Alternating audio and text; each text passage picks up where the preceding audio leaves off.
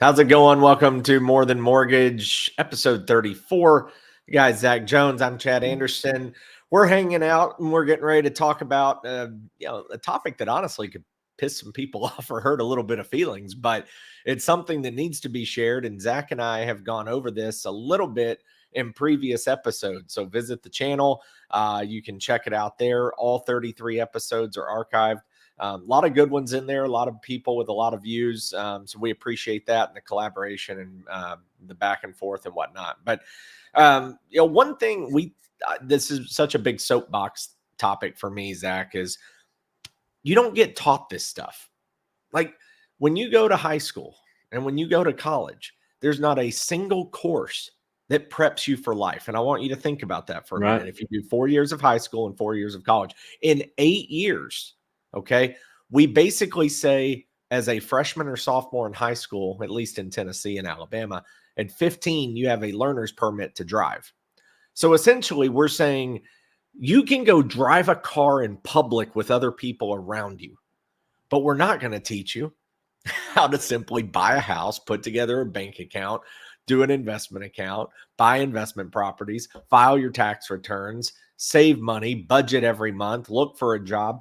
We don't teach you that. Right. They don't even teach you how to look for a job. Think about that, right? Like they just assume you're going to go to Indeed.com or talk to somebody or whatever.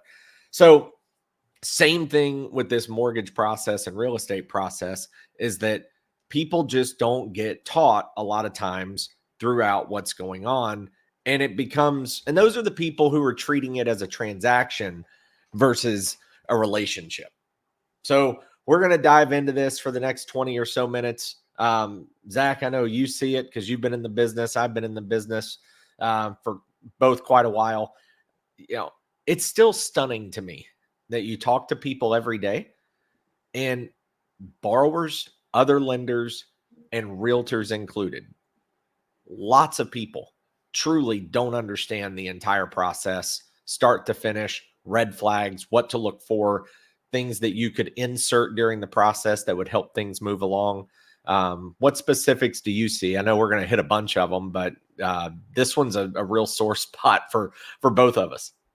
Yeah, and it falls in, I think that the buzzword probably is financial literacy, but nobody really ever stops to think about really what that means. If you talk about just literacy and you consider, I remember watching, maybe it was a documentary or something about, somebody who was in an adult literacy class and what a life-changing thing that created for them because they never learned to read and write.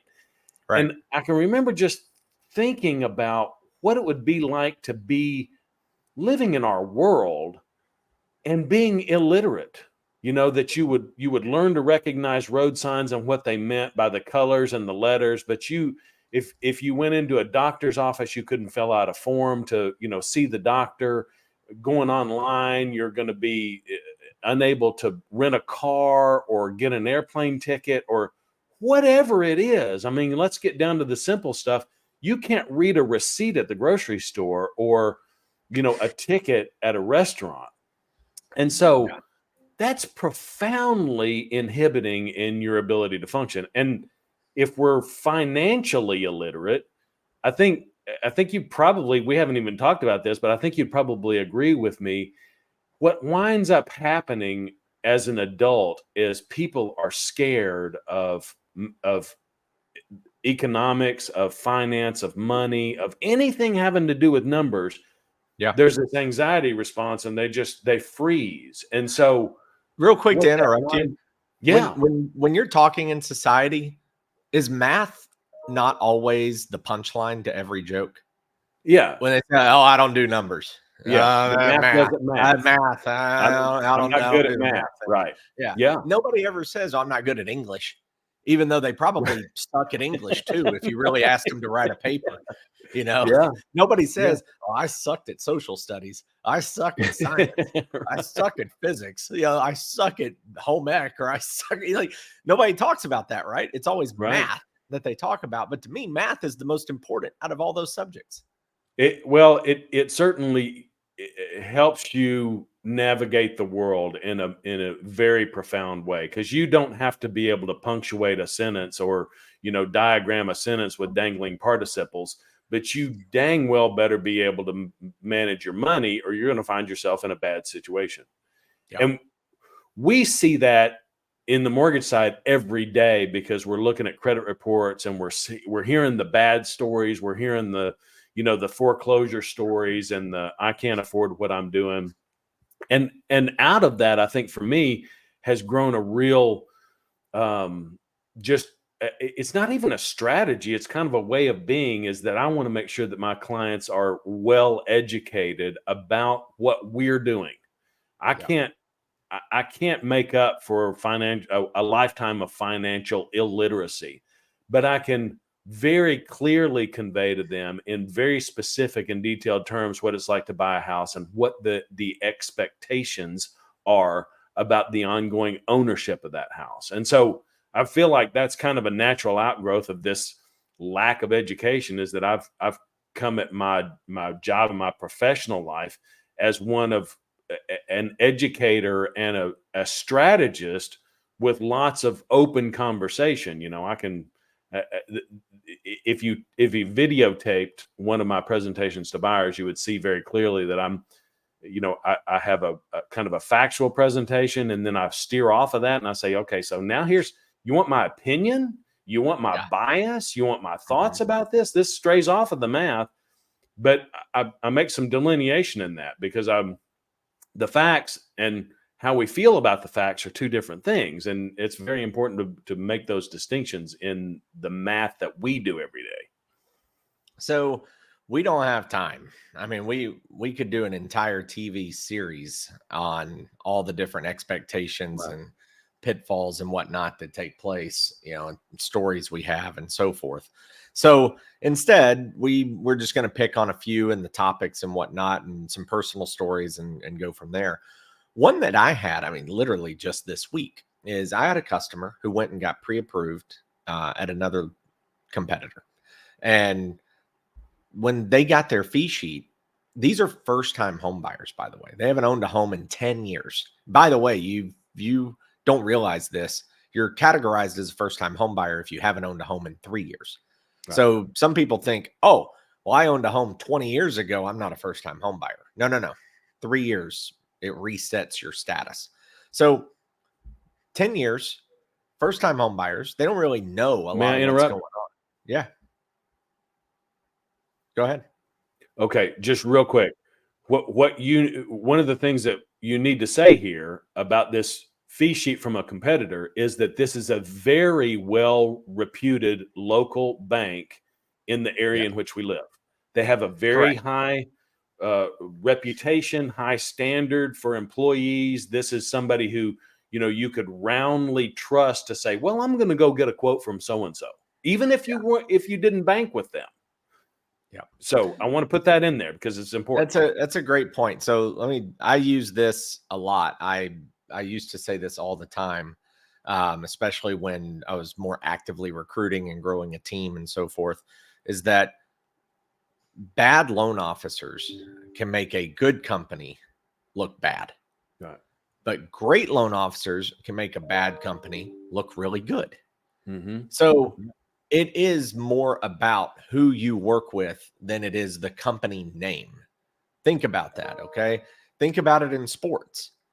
If somebody's playing for the worst football team in the country, but they get drafted in the first round of the NFL, that was a great player, just on a bad team, okay? Mm-hmm.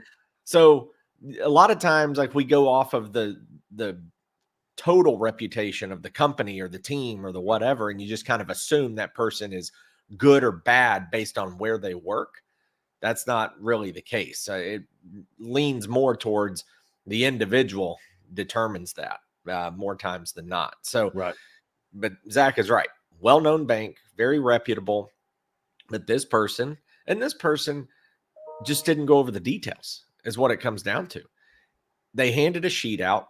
Here you go. Rate, payment, cost, never went over it, never walked through the steps, never took a deeper dive. And these people were paying about $300 more a month than they wanted to, and they're strapped for cash. Their expectations now are, we're stuck renting. That's where they went mentally. Yeah. Realtor calls, says, hey, can you just double check it? The realtor didn't necessarily disagree. She just said, can you double check this for me? Take a look at it. I mean, the fee and the quote and everything based on what they ran, probably not that far off. But it was the deeper dive. It was, well, wait a minute. Somebody on the loan has really, really good credit. Somebody has average credit. So you start mixing and matching and pulling different loan programs up and pulling up different benefits to dropping one person. And can you qualify with just the other person on here? Well, you find out that you actually can. It's close, but you can. Now you open up an entire new box. The new box now says, hey, guess what? Not a joke. I can actually get you to no money due at closing and drop your payment $400 a month compared to what you're seeing right now. Wow. So all that is just somebody who, again, knowing who you work with, because the first time home buyer doesn't know to ask these questions. Right. So it comes back to, you got to know somebody who's been through war after war after war every single month and year and quarter and whatever.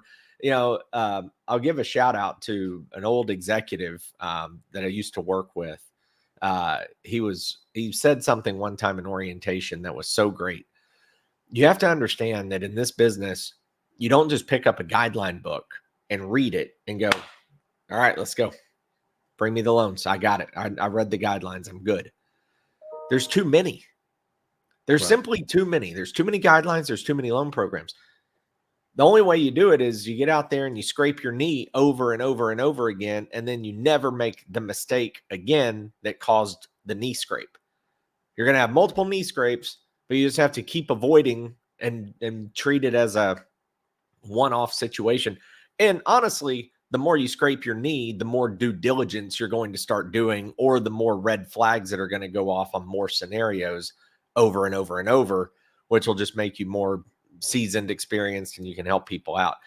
So that's a big one for me. And that really, drives home the who you work with and setting the expectation, because these people were literally going to miss out on buying a house. And now instead of renting, they're going to be homeowners. Which is that's amazing. A really big deal. And doing that in a comfortable way, because what you said was that the payment from the other lender was $300 over more than what they wanted to spend, and you came in $100 less. So they get the same house, get to keep money in their pocket, and also have a lower monthly payment. So this is like multiple layers of stress and turning, a dream into a nightmare, back into a dream again, an even better situation than what they anticipated.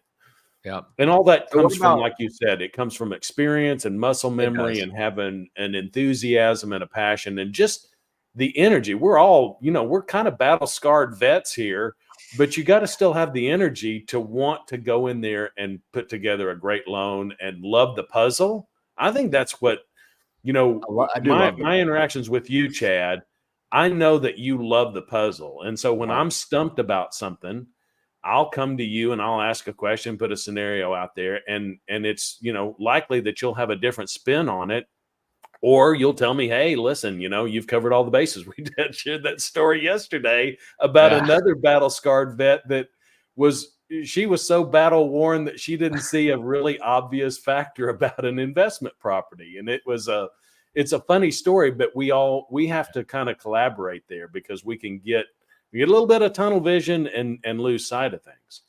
Correct. Yeah. I do love the puzzle. That's the nerd in me. I can't help it. But what about you? Give us an example or two that you deal with a lot or have seen, or, expectation side. I love this topic this week because I'm actively involved in a file right now that came a friend of mine, and without going into a lot of details that might reveal who they are, this was a situation that involved a gift of equity And a gift of equity is where a family member or relative is selling a house at a reduced price, but the buyer is able to use the equity in the property as a down payment, so to speak, and the equity passes to that new buyer in the form of a gift. So there's some nuances to gifts of equity that you have to put them together right. You have to know what you're doing. The loan officer really kind of has to coach the parties involved to help everybody understand how the numbers work out. And then there were some special nuances. I learned a couple of things that I've never utilized in a gift of equity transaction because this was such an unusual kind of set of circumstances. But it really was. There were layers and layers and layers of this. And I just kind of kept this neutral position through the whole thing, gathering information, and trying to keep a big picture, kind of, 10,000 foot perspective on the deal. And what we've wound up with as of this morning is this really terrific option that takes into consideration everybody's best interest.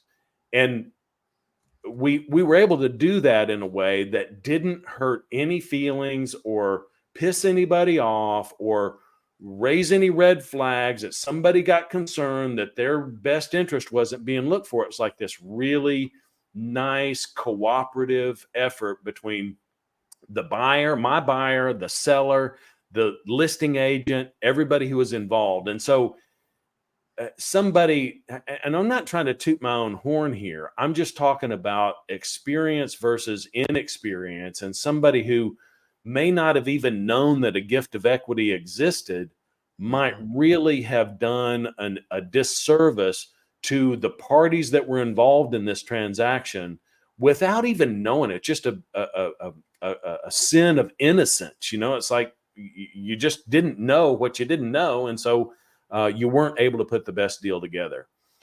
And that was, again, it comes down to the puzzle. It required a lot of conversation, a lot of communication, a lot of time. But I've had a lot of fun over the last couple of days, just putting this thing together and, thinking about it and coordinating it. So you got to love the puzzle. Here's another one. I had this last night, kind of the same thing. Because Zach and I are pretty big nerds on a lot of this stuff, but it was one where it's a short close, 2-week close, and we're getting ready to rush everything. You know how that goes, right? Yeah. So run the approval. Good to go. No issues. We're just on a time crunch. Need everybody on board and participating actively. We don't have days to lose, basically. Get ready to submit it. PIW. If you don't know the acronym, that means property inspection waiver. So we don't need an appraisal on this purchase. So you get to call the customer back. Hey, guess what? That 2 weeks, I'm not worried at all about it now because we don't need the appraisal piece of the transaction. So we know we're good now. Yep. On top of that, guess what? You just saved $600. Good call. Cash to close. Down $600. That's a fun call, right? The next thing, though, the extra step, and this is why we toot our own horns here and there, is because when I looked at the file, we didn't need all of the income. Okay. Well, there are income programs available to everyone on a conventional loan. And the income program does one of two things. It either gets you 0% down payment. Now, they were not eligible for that because they were putting down a bunch of money already. They didn't need 0% down. The other thing it does, though, is it offers you what's called a Borrow Smart grant, free money. So we work everything out. We get it all set up. I get to call back and say, guess what? I took your wife's income out of the loan. I took your bonus income out of the loan. We're only going to use your base income. Yeah. And you now qualify for the Borrow Smart grant, which is going to just give you for free. Yes, it is a free lunch. $1,250 at the closing table. Boom. To go towards down payment or closing costs of your choosing. Either one, it's the same pile of money. But just like free title insurance. So we went from, are you sure we can do this? Are we sure we can get this done this fast? Are we sure it's going to be okay? It's 2 weeks. To no appraisal, So now we're really sure. Save $600. Also, here's another $1,250. Like, just made $1,850 Crazy. just because. Yeah. But those are the little things that if you don't know to check for, and if you don't do a lot of loans and you don't have those triggers just going off in your head nonstop, they can be overlooked. Tell me on this one, Zach, when it's like, how many times do you run into this where it's realtor or title or borrower expectations on a timeline? Like, I've had before where I don't blame anyone. It just does come up where it's, oh, hey, the appraisal's back. Can we close tomorrow? Like, there are still steps in the process. Or, hey, it's been 2 days and the appraisal hasn't been ordered. Correct. But, we told you day one, the borrower hasn't signed the loan disclosures. We've reached out to the borrower. They have to sign those before we can order, because you have to have what's called intent to proceed or get a verbal intent to proceed. There are things like that where it's, okay, we got clear to close this morning. Okay, well, can we close at lunch? We get that one a lot, right? And it kind of comes out of the blue. If it's a rush file, everybody's aware and you're scrambling and the whole deal. But I think a lot of times expectations on timing during a process gets lost. Well, I don't think that, number one, our clients don't understand what goes into a mortgage loan. We would hope that our, real estate referral Some mortgage partners people don't understand. Yeah, we got that too. But we would hope that real estate agents would know more and understand more about what goes on behind the scenes. But that's really not a fair expectation unless we're educating. And so job. I try to hit. I'm going to get into this in a minute, but communication is, solves a lot of problems, and it's the number one expectation. I'm not sure that it should be the number one expectation, but it is the number one expectation, and it's a top priority in all things. But when I'm communicating with people, I try to give them as much a window into that as I can without stressing people out. So, my standard spiel to a borrower is, we're going to sprint on this up front. I need you to be front and center 100% on, your email and your text notifications, because we've got to get all of this stuff started off and launched at the very beginning in a way that's efficient, doesn't waste any time. And then we can kind of sit back a little bit. And you're going to get a couple of reminders. I want you, and I'm going to text you and make sure that you see your email when we're asking for an updated pay stub or the fourth page of your bank statement or whatever. And then I'm setting the right expectations about where we land. And when I get the congratulations, you're clear to close, this means that we've got to balance and send some documents back and forth and do a couple of last minute checks. And we're going to be on time for your closing as it's scheduled. If we need to move that up, then we need to talk about it. So I just don't think that people really understand when, in a lot of mortgage models, you need a 30-day closing because the system moves really slow. In our model, if you've got 15 or 16 days, I'm not terribly stressed about that as long as everybody jumps on it in the first couple of days of the process, and I've got good docs. But it's really difficult when you can kind of look down the pike and see things that are going to be stressful. And then you've got a borrower who's, they've relaxed because now they're under contract and they're not getting the document, they're not getting the initial launch done in a timely manner. That's really the critical hinge pin, because our system and our staff is going to really go fast, faster than most anybody can. We've got a lot of agility. One thing to also bring up, and I know this sounds crazy, these are probably the two biggest ones that I get. One, Zach and I don't get paid per document request. I swear to you, it may feel that way from time to time, but I promise you, if we say, hey, I can't take that screenshot of your bank statement, we can't take that screenshot of your bank statement. Your W-2 is not page one of your tax return. It is an actual W-2. You can Google the form and see what it looks like. But those are things, like I said, I don't mock people. They literally don't know. Because if I'm them, I'm doing the same thing. I'm like, well, yeah, let me just pull up my bank on my phone here. Here, screenshot, power button, and volume up. Screenshot, share, boom, Chad. Hey, man, there you go. Bank statement. Yeah. Like those things, it makes sense, right? Like the average person would just go, yeah, here you go. No problem. And then doesn't work that way. That's not what the guidelines allow for. Those things are real. You know, we do get that all the time. The other big one that people don't understand usually is it doesn't matter how much money you have in the bank. It doesn't matter if you could pay cash for the house you want to buy. You still have to show what's called an ability to repay, Right. meaning the underwriters want to see how much money do you have coming in consistently every single month or year. Income, yes. How much monthly payment debt do you have? We don't care about your balances. I don't care if the balance of the credit card is 10 grand. I only care that the payment is $189. Right. That's what we use. Can you make your monthly payments at, every 30 days? And if you can, you get a loan. And if you can't, that's where the problem comes in. But those are two big ones I see all the time. They put themselves in such a fantastic position in life, and then they get a blow to the ego because they say, what do you mean I can't buy this house, or I can't do this, or I can't do that, when I could go pay cash for it? No. And it's kind of a wake-up call. And I understand the frustration. Logically, it makes sense, right? Right. But it just doesn't work that way. So those are the last couple of like big ones for me, that I hear a lot. Any others that you have?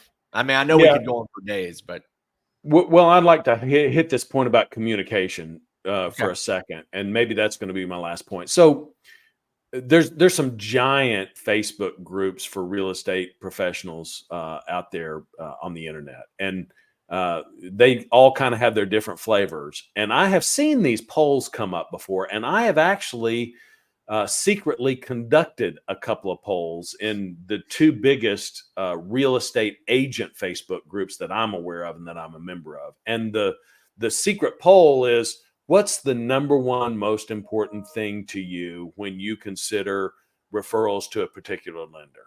And unanimously across the board, communication. So I consider, and I don't disagree with it, man. I think that communication, good communication, is one of the easiest things that we can do. And it's also one of the most neglected things that happens in business overall, not just in the real estate business, but everywhere. People just don't know how to communicate. They don't effectively respond to things. And I'm always really like to see people who are great communicators, people who always acknowledge that, they see a text and they put a reaction to it because that tells me that they've seen it. So there's lots of little subtleties about communication.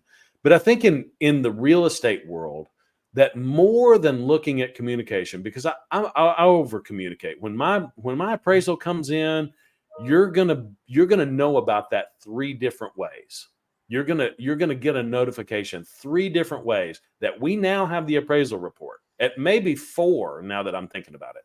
So communication is relatively easy, but I think that you have to go back to what Chad and I have been talking about all through this discussion, which is experience. I think enthusiasm. I think having a kind of a passion for whatever angle it is.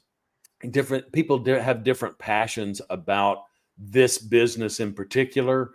My passion is really to get people into the house that they want in the very best deal possible, because I'm such a believer in long-term wealth building and security in our society as it relates to buying a house. I've got a lot of kind of this deep kind of history and emotional attachment to helping people find that security through real estate.